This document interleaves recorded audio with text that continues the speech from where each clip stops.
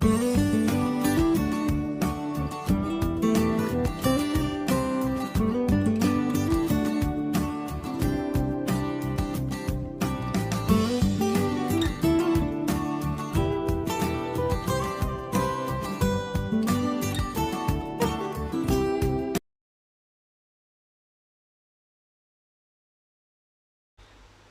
semakin kebingungan, karena di rumah itu mereka hanya berdua. Ia pun tidak mungkin lancang begitu saja mengatakan semuanya. Astrid melemparkan pandangan ke segala arah. Ia takut Kalista bisa membaca kebohongan dirinya. Mbak kok diam? Kalista bertanya lagi, karena Astrid tak kunjung bersuara. Oh, enggak, Mbak Lista, ini Mbak lagi ingat-ingat. Astrid berpura-pura berpikir sambil sesekali menatap kembali foto itu. Sayang ya, ini fotonya udah pada blur gini. Kenapa disimpan di gudang coba? Padahal ini kan kenangan. Tutur Kalista sambil mengelap foto-foto itu dengan kailap. Mungkin karena udah blur, makanya disimpan di gudang. Astrid menimpali. Bisa jadi sih, jawab Kalista. Udah inget belum wanita yang tadi siapa? Kalista kembali menanyakan sosok wanita dalam foto. Astrid dibuat bingung lagi. Ia mengira Kalista sudah melupakan pertanyaannya itu. Itu Mbak Hani, masih saudara juga, tapi sudah meninggal, jadi nggak pernah kesini lagi. Jawab Astrid akhirnya. Terpaksa dia menutupi semuanya. Saudara dari ayah atau mama? Kalista justru semakin penasaran. Dari ayah, jawab Astrid asal. Jantung Astrid masih berdetak kencang. Ingin rasanya ia pergi meninggalkan Kalista dan menghindari pertanyaan-pertanyaan yang mungkin akan membuatnya terpojok. Oh, berarti saudara Tante Diana juga. Nggak punya anak ya? Atau belum menikah saat meninggal? Kalista masih terus bertanya. Mbak Lista, itu teleponnya berbunyi. Beruntung ponsel Kalista keburu berdering, sehingga Astrid bisa mengelak dari pertanyaan Kalista. Oh iya, Lista angkat dulu kalau gitu, jawab Kalista. Mbak udah kasih banyak kerjaannya. Permisi ya. Astrid buru-buru pergi, meninggalkan Kalista yang sedang menerima panggilan. Ia pergi ke area belakang rumah. Kenapa Kalista tiba-tiba mencari tahu semua itu? Buat apa juga dia tiba-tiba nanyain fotonya yang masih bayi? Astrid masih bergumam sendirian. Ia heran dengan tingkah Kalista yang tak biasa. Sementara di ruang TV, Kalista masih berbincang dengan seseorang di seberang sana. Iya, aku juga ini mau siap-siap. Tungguin di area parkir saja ya, tutur Kalista pada orang di seberang sana. Ia pun langsung mengakhiri panggilannya dan berjalan menuju kamarnya untuk bersiap-siap. Mbak, aku berangkat ya, Kalista sedikit berteriak karena Astrid sedang ada di belakang. Jangan lupa kunci lagi pintunya, lanjut Kalista sambil melangkah keluar rumah. Ia pun menghampiri motor metik miliknya yang sudah terparkir di halaman depan. Sesaat kemudian, motor metik merah itu melesat membelah jalanan menuju kampus tempatnya menuntut ilmu yang jaraknya kurang lebih 10 km dari rumah. Sampai di parkiran kampus, Kalista langsung turun dari motornya. Matanya celingukan, menoleh ke arah kanan dan kiri, mencari-cari keberadaan seseorang. Lista, sini. Sebuah seruan membuat Kalista menoleh ke sumber suara. Bibirnya melengkungkan senyuman saat menatap seseorang yang melambaikan tangan ke arahnya di bawah pohon rindang sana. Kalista pun melangkahkan kaki ke arahnya dengan senyum yang masih mengembang. Kirain belum sampai, tutur Kalista pada Kanaya, sahabatnya. Udah dong, Rumahku kan lebih dekat, jawab wanita bergaya tomboy tersebut. Langsung ke kelas yuk, lanjutnya sedikit menarik lengan Kalista. Mereka berdua pun berjalan, menyusuri koridor kampus sambil bercerita dan bercanda. Sesekali keduanya melemparkan senyuman pada mahasiswa lain yang berpapasan. Lista, Kanaya, seruan pada kedua gadis itu membuat keduanya menoleh bersamaan. Hai, sapa Kalista pada seseorang yang sudah berdiri di belakangnya dirinya. Hai juga, aku udah mau ke kelas bareng ya? Jawab Arman yang merupakan teman Kalista sejak berada di bangku TK, sekaligus tetangga karena Arham adalah anak Ustadz Hafiz dan Humairah. Boleh, jawab Kalista tersenyum. Mereka bertiga pun berjalan bersamaan menuju kelas. Oh ya, kemarin siang aku ke rumah mau ngembaliin buku, tapi kamu gak ada, tutur Arham pada Kalista. Kamu ini gimana sih? Kalista kan kalau hari libur pasti ke rumah neneknya. Kanaya menyambar sebelum Kalista menjawab. Ya ampun, iya aku lupa. Aku bawa kok bukunya. Nanti aja ya di kelas, timpal Arham. Emangnya sudah selesai ya bacanya? Perasaan baru minjem berapa hari yang lalu? Kalista menimpali. Belum sih, tapi sudah bisa menangkap kesimpulannya, jawab Arham. Percakapan mereka terhenti saat sampai di dalam kelas. Ketiganya memilih duduk di kursi yang paling berdekatan. Ketiganya pun lalu berbaur dengan mahasiswa lainnya yang juga sudah memasuki kelas, menunggu dosen yang akan memberi materi datang. Selamat siang semua. Tak berselang lama, seorang dosen laki-laki berkacamata memasuki kelas dan memulai pembelajaran mata kuliah. Kalista, Kanaya, Arham, dan seluruh mahasiswa menyimak dengan seksama hingga tak terasa sesi mata kuliah pun akhirnya selesai. Maaf ada yang ketinggalan, tutur sang dosen yang hampir saja meninggalkan ruangan. Dosen itu pun kembali mengambil spidol dan menulis di papan tulis. Ini tugas kelompok, satu kelompok maksimal 3 orang. Kalian bebas memilih akan berkelompok dengan siapa. Dikumpulkan lusa saat ada jadwal mata kuliah saya lagi. Tutur dokter itu lugas. Setelahnya ia pun berjalan, meninggalkan ruangan kelas tersebut. Lista, kita kerjain bareng-bareng ya. Kanaya mendekati Kalista yang sedang memasukkan bukunya ke dalam tas punggung. Aku juga ikutan, kita kan tetanggaan, timpal Arham yang juga mendekati Kalista. Oke, mau dikerjakan di rumah siapa? Kalista menatap Kanaya bergantian. Aku mah mau di rumah kamu atau Arham, ayo, asal jangan di rumahku aja. Tahu sendiri adikku banyak, mana masih kecil-kecil, bisik. Kanaya menimpali. Kalau gitu di rumahku aja, gimana? Arham menawarkan diri. Boleh, nanti habis asar, aku sama Kanaya ke rumahmu, jawab Kalista. Kamu datangnya jangan kesorean, Kalista mengingatkan Kanaya. Iya, pokoknya jam 3 sore, aku pastikan udah ada di rumahmu, jawab Kanaya. Kalau gitu, aku ke masjid duluan ya, udah mau duhur, pamit Arham pada Kalista dan Kanaya. Arham emang salah satu aktivis ikatan remaja masjid di kampus itu. Oke, aku sama Kanaya nanti saja kalau udah azan, jawab Kalista. Arham pun mengajak beberapa teman mahasiswa laki-laki untuk ikut dengannya ke masjid, meski hanya seorang saja yang akhirnya ikut. Sementara Kanaya dan Kalista melanjutkan perbincangan ringan sambil menunggu azan dari masjid kampusnya itu berkumandang.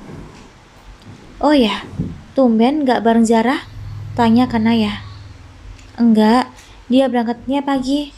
Lagian kita jadwal kuliahnya sampai jam 2. Dia kayaknya jam 1 udah pulang, jawab Kalista. Kalista dan Zara memang beda fakultas. Hingga keduanya jarang bertemu jika bukan karena janjian untuk bertemu, atau terkadang saling berkunjung ke fakultas masing-masing. Tak berselang lama, azan duhur pun berkumandang. Kanaya dan Kalista pun keluar dari ruangan kelasnya, menuju masjid sambil menunggu mata kuliah selanjutnya yang akan dimulai setengah jam lagi. Di teras masjid, sudah dipenuhi mahasiswa maupun mahasiswi yang akan melaksanakan sholat duhur. Sebagian lagi banyak yang mengantri di tempat wudhu wanita maupun pria. Begitupun dengan Kalista dan Kanaya yang sedang ikut mengantri. Setelah berwudhu, kedua remaja putri itu masuk ke dalam masjid kampus yang lumayan luas. Di dalam masjid itu terbentang kain penyekat untuk mahasiswa laki-laki dan perempuan. Kanaya dan Kalista pun segera mengenakan mukena dan langsung sholat mengikuti imam meski mereka sudah ketinggalan sholat berjamaah. Ke kantin dulu, keburu nggak ya? Kanaya sedikit berbisik saat keduanya tengah melipat mukena bekas masing-masing. Kalista tak langsung menjawab. Keduanya berjalan keluar dari masjid. Kayaknya keburu, masih ada waktu 15 menit. Jangan beli makanan yang bikinnya lama. Kalista menjawab setelah ada di teras masjid. Keduanya sedang mengenakan kembali sepatunya masing-masing. Ya, nggak jadi deh. Nanti aja makannya. Selesai kuliah, timpal Kanaya. Ia melirik jam kecil melingkar di pergelangan tangannya. Yakin? Masih lama loh, balas Kalista. Yakin, Kanaya menyahut. Asal jangan tiba-tiba pingsan aja. Kan malu kalau tiba-tiba pingsan, cuma gara-gara kelaparan. Kalista tertawa kecil. Nggak lucu tahu. Kanaya mendelik. Maaf, bercanda. Ayo ah. Kalista menarik lengan Kanaya yang masih terduduk di teras masjid. Kanaya pun bangkit dan mensejajarkan langkah kakinya dengan Kalista. Namun tiba-tiba saja langkah kaki Kalista terhenti saat berpapasan dengan seseorang. Hai, gak nyangka kita bisa ketemu lagi, sapa Rian yang hendak ke masjid. Iya, kuliah di sini juga, tanya Kalista tersenyum. Iya, gak nyangka ternyata kita satu kampus, jawab Rian. Dunia memang sempit, balas Kalista. Iya, kalau gitu aku ke masjid dulu ya, belum sholat nih, timpal Rian menunjuk ke arah masjid. Iya, silakan. Kalista menggeserkan tubuhnya agar jalan untuk Rian lebih lapang. Setelah itu, ia pun kembali melanjutkan langkahnya. Kamu kenal dia? Tanya Kanaya pelan. Siapa? Rian. Kalista malah balik bertanya. Iya, siapa lagi? Balas Kanaya. Kenal sih enggak, cuma kemarin sempat ketemu di toko buku. Dia nanyain alamat gitu. Kalista mengawasi keadaannya. Emang kenapa sih? Kamu ini udah kayak Siva aja, heboh banget waktu ketemu Rian. Ya iyalah, lihat dong, ganteng gitu. Cewek mana yang gak heboh? Timpal Kanaya masih dengan suara pelan. Oh iya, dia itu masih satu fakultas loh sama kita. Seangkatan juga, lanjut Kanaya. Terus, hubungannya apa? Penting gitu? Kalista terkekeh. Oh iya jelas penting. Aku bisa sering-sering ketemu dan lihat dia. Lumayan kan cuci mata? Jawab Kanaya tersendiri. Tersenyum lebar. Ah, kamu ini ada-ada saja. Kalista menggelengkan kepalanya sambil tersenyum. Dia juga bukan orang sembarangan loh. Orang tuanya kaya raya. Kamu tahu nggak majalah muslimah yang terkenal itu? Itu tuh yang punyanya orang tua Rian. Majalahnya bukan cuma ada di Indonesia, tapi juga di luar negeri. Kanaya bercerita dengan antusias. Oh ya? Emang siapa sih nama pemiliknya? Kalista menghentikan langkah. Ia menatap sahabatnya itu menunggu jawaban. Pak Bian. Bian apa gitu namanya? Jawab Kanaya. Kalista terdiam. Keningnya menggerit mengingat-ingat nama yang baru saja dikatakan oleh sahabatnya itu. Kalista merasa nama itu tak asing di telinganya, hingga akhirnya ia pun bisa mengingatnya. Seriusan, Bian anaknya Pak Bian? Kalista bertanya antusias pada Kanaya. Iya, memangnya kenapa? Kanaya tampak heranan. Pak Bian yang baru pindah dari luar negeri itu kah? Kalista kembali bertanya. Iya, kenapa sih? Kan aku udah bilang dari tadi. Timpal Kanaya sedikit kesal. Itu berarti Rian anaknya sahabat mama, ujar Kalista. Mama siapa? Kanaya makin tak mengerti.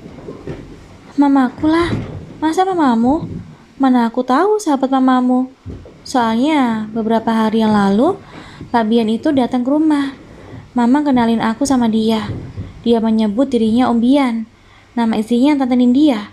Nah, Tante Nindya inilah sahabatnya Mama. Kalista menjelaskan.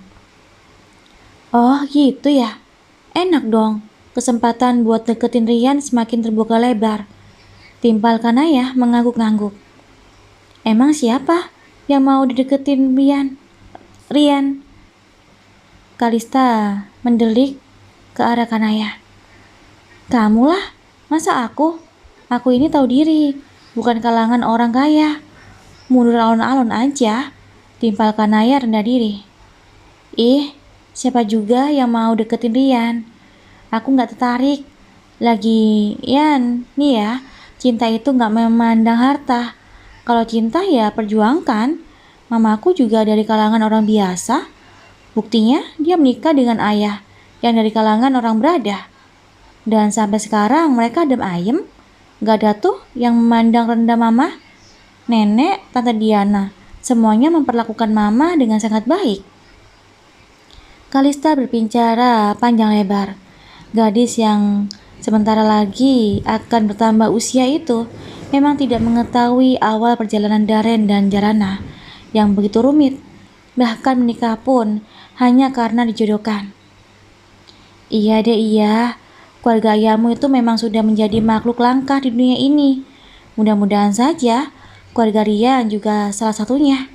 Jadi aku bisa direstui untuk menjadi menantunya. Bahagianya. Kanaya tersenyum memikirkan khayalannya. Khayal mulu. Masuk, nanti telat. Kalista menarik pelan lengan sahabatnya itu, mengajaknya untuk kembali masuk ke dalam kelas. Pukul 2:15. Mata kuliah pun berakhir. Kanaya dan Kalista berjalan bersama menuju parkiran. Mau pulang langsung ke rumahku nggak? Tanya Kalista yang sedang memakai helm. Aku mampir dulu ke rumah, lapar, belum makan. Pokoknya asar, aku udah nyampe aja ke rumahmu, jawab Kanaya. Oke deh, kalau gitu aku duluan ya. Kalista menaiki motornya dan melanjutkannya perlahan. Dia kembali melihat Rian yang juga hendak menaiki motor sport miliknya. Rian pun hendak pulang karena mata kuliah sama-sama sudah berakhir. Kalista mulai memijit klakson pelan sebagai ganti menyapa. Rian yang memang sedang memperhatikannya tersenyum sambil sedikit menganggukkan kepalanya sopan. Ketara sekali jika memang ia anak yang baik. Meskipun pindahan dari luar negeri, ia tak sedikit pun menampakkan kesombongan pada orang-orang di sekelilingnya. Semua itu menandakan bahwa Bian dan Nindya mendidik Rian dengan sangat baik, terutama Nindya yang menjadi madrasah pertama untuk anak laki-lakinya itu. Sampai di halaman rumahnya, Kalista melihat motor Jarana dan mobil Jarana sudah terparkir di garasi. Itu artinya ibu dan adiknya sudah pulang dan berada di rumah. Assalamualaikum. Kalista pun mengucapkan salam sambil masuk ke dalam rumah yang tak dikunci tersebut. Waalaikumsalam. Sudah pulang sayang? Tanya Jarana menghampiri Kalista sambil tersenyum. Sudah Ma, jawab Kalista sambil mencium punggung tangan Jarana. Jara sudah pulang? Tanya Kalista basa-basi. Sudah, ada di kamar. Jidan yang belum pulang. Kelayapan dulu sepertinya dia. Kebiasaan itu anak. Jarana sedikit menggerutu karena anak bungsunya itu sedikit berbeda dengan kedua kakaknya. Oh iya mah, setelah asar, Lista minta izin ke rumah Arham. Ya, sama Kanaya. Ada tugas kelompok buat kuliah. Ujar Kalista. Iya sayang, sampaikan salam dari mama buat Umi dan abinya Arham. Balas Jarana. Siap mah, sahut Kalista sambil tersenyum. Ia lalu melanjutkan langkahnya menuju kamar yang sama dengan Zara. Mendengar kenop pintu yang dibuka, Jarana yang sedang rebahan sambil memainkan gawenya itu menoleh, lalu tersenyum pada kakaknya itu. Mbak Lista baru pulang? Tanya Jara. Iya nih, jawab Kalista. Ia menyimpan tas punggungnya di atas meja, lalu mendaratkan tubuhnya di atas ranjang. Sesaat kemudian, ia pun merebahkan karena sudah berkali-kali menguap. Kalau aku ketiduran, tolong bangunin. Habis asar ya, pinta Kalista pada Jara. Lah, sebentar lagi juga udah mau asar, jawab Jara sambil melirik ke arah jam dinding yang sudah menunjukkan ke angka 3:15 menit. Nggak apa-apa, lumayan kan, meskipun tidur cuma 15 menit. Aku mau ke rumah Arham soalnya, mau ngerjain tugas, timpal Kalista dengan suara pelan karena rasa kantuk sudah begitu hebat menyerang. Wah, mau ikut dong mbak, timpal Jara sambil menoleh ke arah Lista. Namun kakaknya itu terlanjur masuk ke alam mimpi. Dengkuran halus pun terdengar dari bibirnya yang sudah dipoles lipstik merah muda tipis. Sesuai permintaan Kalista, Zara pun mengguncang tubuh kakaknya itu pelan saat ajar asar berkumandang. Tak lama setelah Kalista telap tadi. Mbak Lista, bangun. Katanya tadi suruh dibangunin. Udah azan tuh. Zara kembali mengguncang tubuh Kalista saat kakaknya itu malah berbalik posisi tidur. Ya udah, jangan salahin aku ya. Aku udah berkali-kali bangunin loh, tutur Zara karena Kalista tak kunjung bangun. Tok tok tok. Jarana mengetuk pintu kamar putrinya itu. Ini mah, nak, Kanaya sudah datang. Jarana sedikit berteriak. Mbak Kanaya, sudah datang katanya. Zara kembali mengguncang tubuh Kalista, kali ini lebih kencang dari sebelumnya. Mendengar nama Kanaya disebut, Kalista pun langsung bangkit. Ia mengucek matanya sebelum akhirnya turun dari ranjang. Ia berjalan keluar kamar. Maaf ya, aku malah ketiduran, tutur Kalista pada Kanaya yang sudah ada di ruang tengah. Gak apa-apa, aku juga baru datang, jawab Kanaya. Aku sholat dulu ya, habis itu langsung ke rumah Arham, timpal Kalista yang diikuti anggukan Kanaya. Kalista pun kembali berjalan menuju kamarnya untuk melaksanakan sholat asar. Sementara Kanaya menunggu Kalista sambil menonton TV. Minum dulu, Nay. Ini ada kue bolu juga. Tadi tante mampir ke toko kue waktu pulang dari butik. Jarana meletakkan segelas air putih dan sekotak bolu coklat di atas meja. Gak perlu repot-repot tante, timpal Kanaya sopan. Gak repot, cuma air putih doang, balas Jarana sambil duduk tak jauh dari Kanaya, menemani sahabat putrinya itu sampai Kalista siap. Jarana dan Kanaya pun berbincang-bincang karena menunggu Kalista. Hingga beberapa menit kemudian, wanita berkulit putih itu datang dengan penampilan sederhana tapi tetap terlihat cantik. Ayo Nay, keburu sore, ajak Kalista, tangannya menenteng sebuah buku. Kanaya mengangguk lalu berdiri. Naya pamit ya tante. Kanaya mencium punggung tangan Jarana, begitupun dengan Kalista. Itu kuenya belum dimakan, tutur Jarana sambil memberi kotak kue yang masih utuh. "Gak apa-apa tante," timpal Kanaya. "Kalau gitu bawa aja ke rumah Arham ya. Kalian makan rame-rame di sana," kita Jarana. Ia pun memasukkan kue coklat itu ke dalam kresek dan memberikannya pada Kalista. "Jangan lupa sampaikan salam mama buat Umi dan abinya Arham." Jarana kembali mengingatkan pesannya tadi. "Iya, Ma. Assalamualaikum," jawab Kalista sambil keluar dari rumah itu, mengikuti langkah Kanaya yang sudah keluar lebih dulu. "Ayo naik," kata Kanaya pada Kalista. Kalista pun menaiki motor Kanaya. Meski jarak dari rumah Kalista ke rumah Arham lumayan dekat, tapi keduanya memilih naik motor daripada jalan kaki. Apalagi waktu mereka terbatas, hanya sampai sebelum maghrib.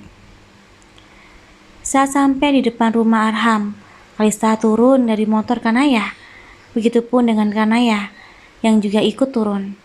Kalista melangkah lebih dulu menuju pintu depan rumah yang tertutup rapat. Lalu Kalista pun mengetuk pintu itu sambil mengucapkan salam. Suara derap langkah dari dalam rumah sudah mulai terdengar. Sesaat kemudian, pintu pun terbuka, diiringi balasan salam. "Masya Allah, Nalista," bekik Umairah berbinar. "Masuk, masuk," lanjut ibunya Arham itu, diiringi gerakan tangan. Kalista dan Kanaya pun langsung masuk ke dalam rumah, lalu duduk setelah dipersilakan oleh Umairah. "Oh iya, Umi, ini kue dari Mama." Kalista kembali berdiri, kemudian menyerahkan sekresek berisi kue tadi ke Humairah. "Masya Allah, repot-repot segala," tutur Humairah. "Mama juga kirim salam buat Umi dan Ustadz Hafid," lanjut Kalista. "Waalaikumsalam. Sampaikan terima kasih Umi untuk Mama ya," pinta Humairah lembut. "Oh ya, tunggu sebentar. Umi panggilkan dulu Arham." Humairah pun meninggalkan Kalista dan Kanaya. Sesaat kemudian, sosok Arham muncul dengan setelan kaos pendek dan celana training. "Hai, langsung mulai aja ya. Keburu sore nih. Ini juga ada beberapa buku referensi yang bisa digunakan," tutur Arham seraya duduk di atas lantai yang dikasih karpet. Ia meletakkan beberapa buku di atas meja. Kalista, Kanaya, dan Arham pun mengerjakan tugas kuliah dengan khusyuk. Ketiganya terlihat konsentrasi, meski sesekali diselingi candaan ringan. Ngerjain tugasnya sambil ngemil biar gak lapar. Humairah datang membawakan air minum dan beberapa macam camilan, termasuk kue bolu yang dibawa Kalista tadi. Ia meletakkan semua ini di atas meja. "Ustadz Hafid kemana tante? Gak kelihatan?" tanya Kalista yang sudah cukup akrab dengan keluarga Arham. "Lagi ngisi pengajian, biasanya suka langsung dilanjutkan sholat maghrib," jawab Humairah sopan.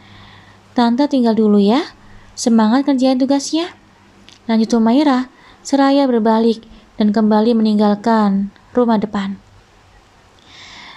Ketiga remaja itu pun kembali fokus mengerjakan tugas kuliahnya. Sesekali diselingi makan keripik yang ada di toples besar. "Mbak Lista belum pulang, Rah?" tanya Jarana pada Jara yang sedang membaca buku di gazebo belakang. "Belum, Mah. Palingan juga maghrib," jawab Jara. "Papa sudah pulang?" Kini giliran Jara yang bertanya. "Belum. Katanya mau lembur sebentar," jawab Jarana. "Oh ya, kamu mau makan malam sama apa, sayang?" "Mama mau masak buat sama Mbak Astri," lanjut Jarana menatap putrinya itu. "Sama apa aja, Ma. Apapun makanannya, kalau Mama yang masak pasti enak," timpal Jara antusias. Bisa aja." Jarana mencolek pelan hidung mancung putrinya itu. "Ya udah, Mama tinggal ya," lanjut Jarana sambil berjalan menuju rumah. Ia pun langsung ke dapur, menghampiri Astri yang sedang mempersiapkan bahan makanan sore ini. Untuk bikin capcay udah siap semua bahannya, Tri? Tanya Jarana sambil menyelongokkan kepalanya ke baskom berisi sayuran yang sudah dipotong. Udah mbak, adonan mendoannya saya udah siap, jawab Astri. Jarana pun segera mengiris bawang merah, bawang putih, tomat, bawang daun, dan beberapa buah cabai untuk menumis capcay. Sementara Astrid menggoreng ayam yang sudah diukep dan dilanjutkan dengan menggoreng mendoan tempe. Tak berselang lama, ketiga hidangan itu pun sudah bertata rapi di atas meja makan. Menu makanan yang cukup sederhana untuk ukuran orang kaya. Kepala Astrid dikelilingkan ke kanan dan ke kiri. Matanya memindai sekeliling untuk memastikan tidak ada orang lain selain mereka berdua. Mbak Jarah, tutur Astri pelan. Kedua tangannya terus saling meremas, mengurangi rasa grogi dalam hatinya. Iya Tri, kenapa? Kok kayak gugup gitu? Tanya Jarana yang bisa melihat dari raut wajah dan gestur tubuh Astri. Sebenarnya, gimana ya ngomongnya? Astri malah nampak bingungan untuk memulai berbicara. Ada apa sih? Bilang aja, Tri. Dita Jarana penasaran. Gini, Mbak Lista tadi tiba-tiba nanya fotonya saat masih bayi, dan dia nemuin album fotonya di gudang. Saat dia melihat fotonya digendong oleh seseorang, dia menanyakan siapa wanita itu. Astri pun menceritakan semua yang terjadi tadi pagi. Begitupun dengan kebohongan dirinya yang mengatakan bahwa Hani adalah saudara keluarga Daren. Maaf ya mbak, saya terpaksa berbohong. Saya bilang soalnya saya bingung soalnya mau jawab apa, tutur Astri setelah selesai bercerita. Gak apa-apa Tri, mbak ngerti. Jangankan kamu, mbak aja bingung harus gimana ngomongnya sama Kalista, timpal Jarana. Apa mungkin Mbak Lista tahu sesuatu makanya dia berusaha mencari-cari foto waktu dirinya masih bayi? Tebak Astri. Maksud kamu, Kalista sudah punya feeling kalau dia bukan anak kandung Mbak sama Mas Daren? Jarana memastikan tebakan Astri tadi. Bisa jadi mbak, timpal Astri. Kayaknya gak mungkin. Kalau iya, Kalista tahu dari mana? Jangankan Kalista, mbak aja gak tahu siapa ayah kandung Kalista. Mbak gak tahu gimana perasaannya nantinya saat dia tahu kalau orang-orang yang dianggapnya keluarga selama ini ternyata sama sekali gak ada hubungan darah dengannya. Mbak bukan ibunya, Mas Daren bukan ayahnya, Jara dan Jidan juga bukan adiknya, tutur Jarana sendu. Bruk. Suara buku yang jatuh membuat Jarana dan Astri menoleh bersamaan ke sumber suara. Keduanya sama-sama melotot melihat Jarah yang sudah berdiri di ambang pintu dapur dengan tangan yang menutup mulutnya yang terengah. Sementara mata Jarah tak berkedip menatap ke arah Jarana dan Astri. Jarana dan Astri saling pandang.